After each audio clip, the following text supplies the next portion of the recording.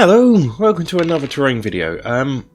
In this, it's going to continue my making or cobbling together a my own hero quest. There is sort of an introductory video that I made, sort of detailing my plans that you can watch. Click on the card thing here.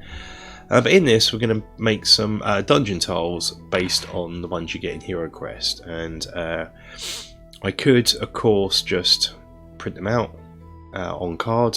You can find them online, print them out, but I thought I'd go a step further and make them sort of slightly 3D, make them out of sort of foam.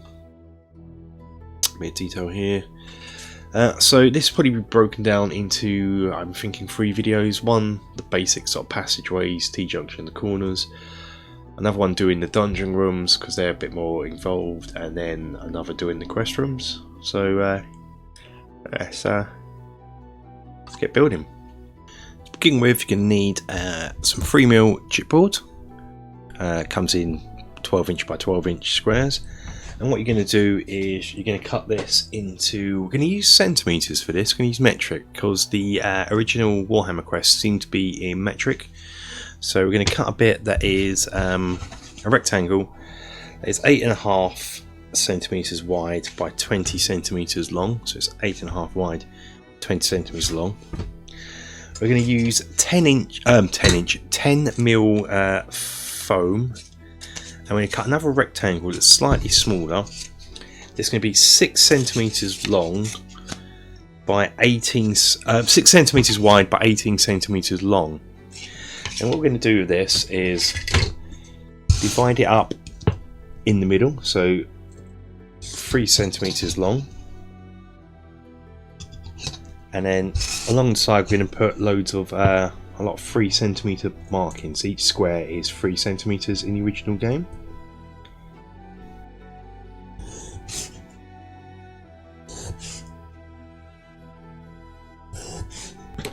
When you got to this stage, what you're going to do is go back over using a ballpoint pen just to deepen those square markers. So go down once and twice. Do it both ways.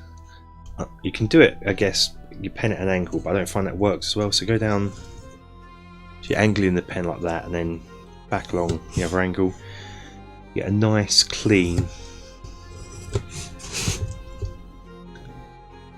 groove in it.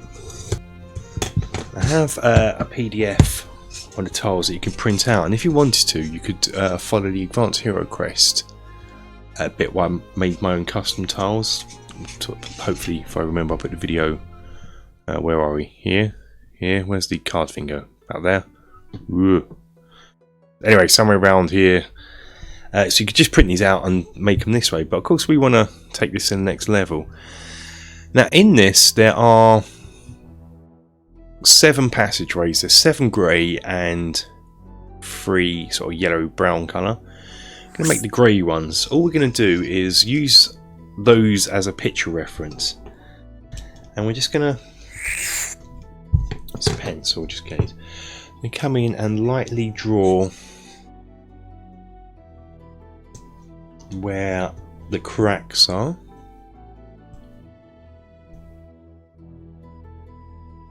Doesn't have to be necessarily exact, but it gives you a nice, I want to get as close to the original as possible. We are meant to be making Warhammer Quest. A little line coming down here. Just something like that. Then using your pen when you're happy with design, just come in and put the lines in more detail. Some are lighter than others. You can try and do that where you just don't push as heavy. So let's have a look. Yeah, this one here is not as light, so we're going to go in just ever slightly lighter. But you don't want to push in too light, otherwise when you paint it all you kind of lose the detail. And get some rocks, any old rocks you would do, and we're just going to add a bit of texture into it.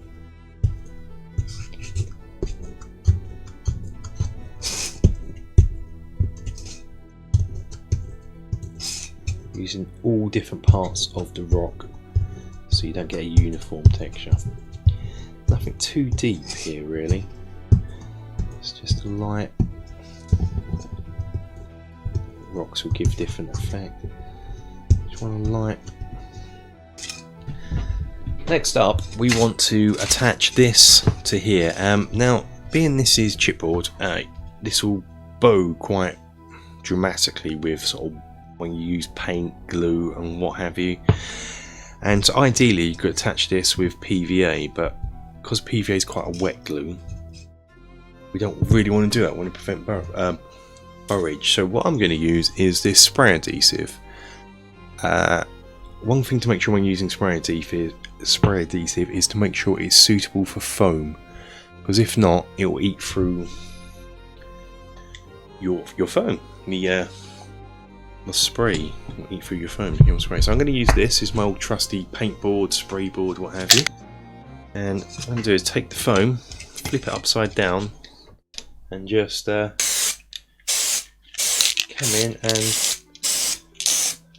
give it a good spray.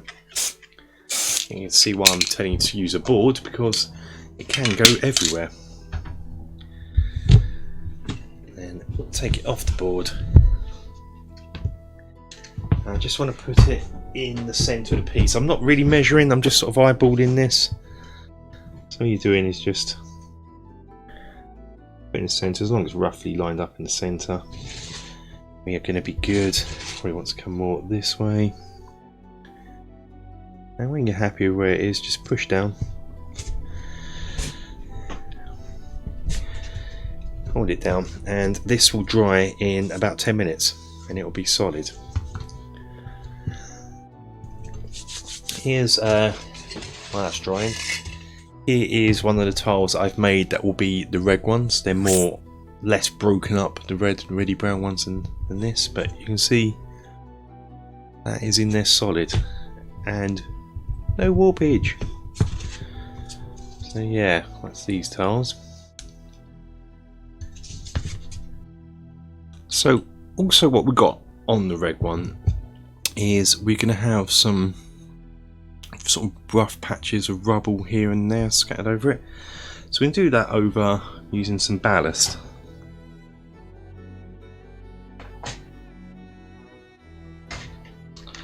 So what I'm going to do, I'm going to come in, apply some PVA in the patches where I want it. Maybe here. Take a lot.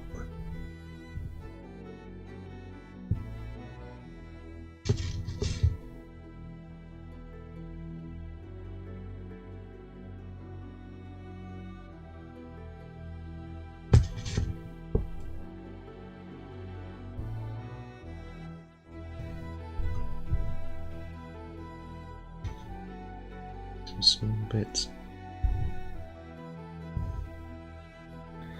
Yes, there we go, that's all it's going to be. A few bits like that, just to represent those rougher bits. So we're going to make the one corner piece in much the same way. To do this, get a bit of card. The easiest way to do this is get a bit of card. That is, let's see here, it's 14 centimeters by 14 centimeters. It's a square, and then in one corner you just chop out a square that's 15 and a half by 15 and a half, and you do something similar with this. This is 12 by 12, and then you just chop out a square that is 6 by 6, and that will be your corner piece. And you just put the squares in like we did before and texture it like we did before, following the patterns of the Warhammer Quest tiles. You're going to need 3 T-junctions. These are made like the standard passageways, so they're the same dimensions, 8.5 by 20. So it's 8.5 wide by 20. And but on one corner, find the halfway point and put some lines that are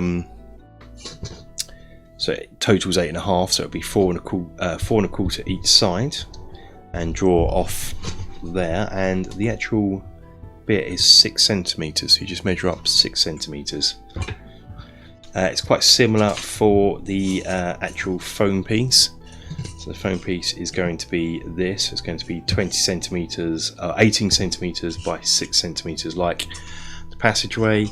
You find the middle, come off 3 each side, and then you measure 6 centimeters again. And that is your T-junction. Once it's all dry, what you want to do is get some black paint and Modpodge and just undercoat the entire piece in black. If you haven't got Modpodge, you can get away with using PVA glue, black paint and a bit of water. And we're just going to undercoat it in black. So here it all is undercoated in black, and now we're going to paint it grey. I use this colour called Storm Cloud, which is like a bluish grey.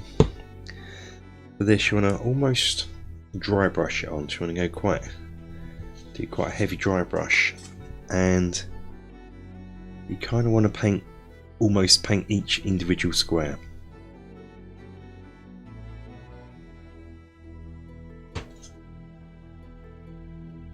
Put that to one side to dry. Next up, it's going to be a dry brush of this, which is an urban grey. It's just a really light grey. I guess Games Workshop paints this would be an Ulfang grey, I guess.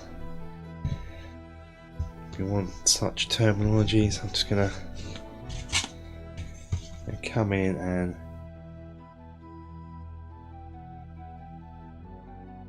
again, just dry brushing each individual stone, really, just to pick out. I'm only doing the top, you don't have to worry about doing the sides. Just to pick out some detail. That way, if you go too heavy, you can sort that out with a wash. You're going to do this on all the grey passageways.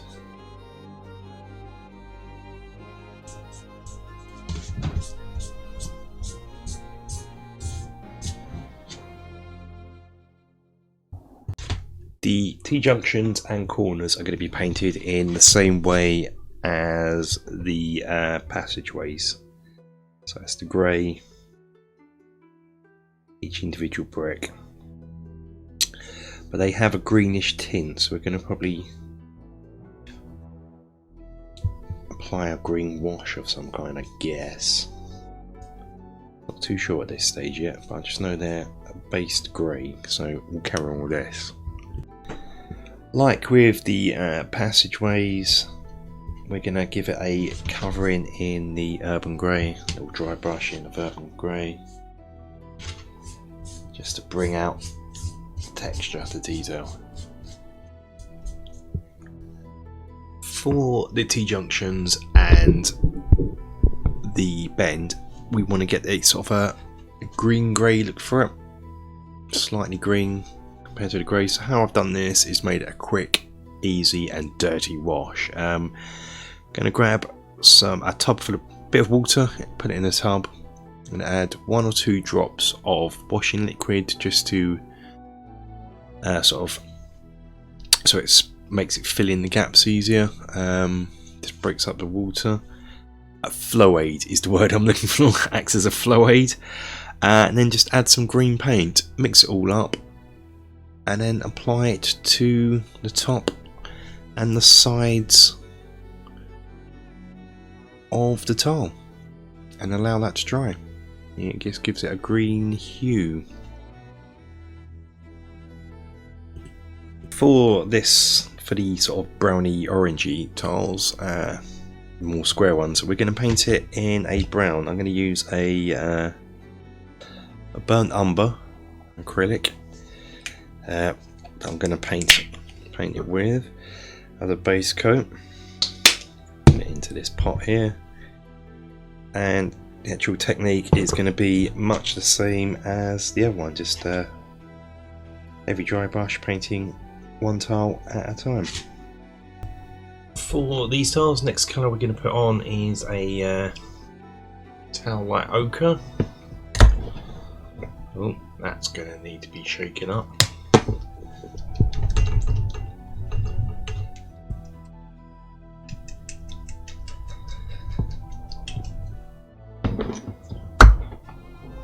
better.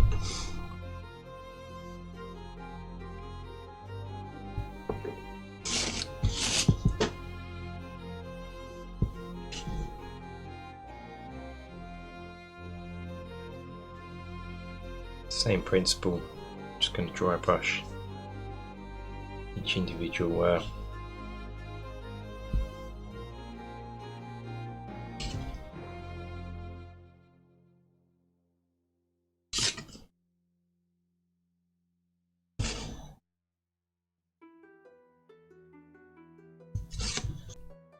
Next up, going to get some Baylor brown and dry brush very lightly, sort of all over. I mean very lightly, just round here, just to pick out some bits and pieces and break it up. But then in the centre, I'm going to go a bit heavier with it.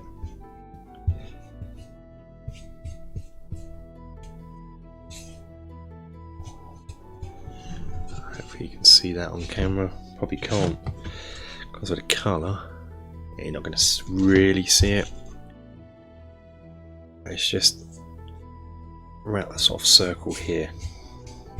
And finally, what we're going to do is get some Zamzi Desert. It's called Zamzi Desert, isn't it? Yeah. And just dry brush, sort of circle in the middle. I simulate that lit up part that you see on them. Maybe just a bit over the rocks, just to pick those out. And this is all the tiles done. So we got 4 of the standard sort of grey passageways. 4 of those. Got 3 of the browny orange ones with a more sort of square and less broken up. We have the rocks on. 3 of those. 3 T-Junctions. That are slightly green. I don't know if you can compare them now to the, just to see that they are slightly green. 3 T-Junctions and 1 bend. That's the passageways done. In the next video we're going to tackle making the, I think it's 6 dungeon rooms. They're all 4x4 square rooms, but we're going to cover, not going to cover making those because they're pretty much made the same way as these, but we're going to look at doing all the detail bits in it to make them more interesting.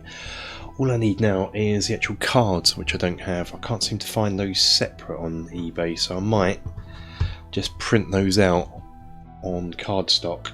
But yeah, cool. Until the next video, take care. Thank you for watching.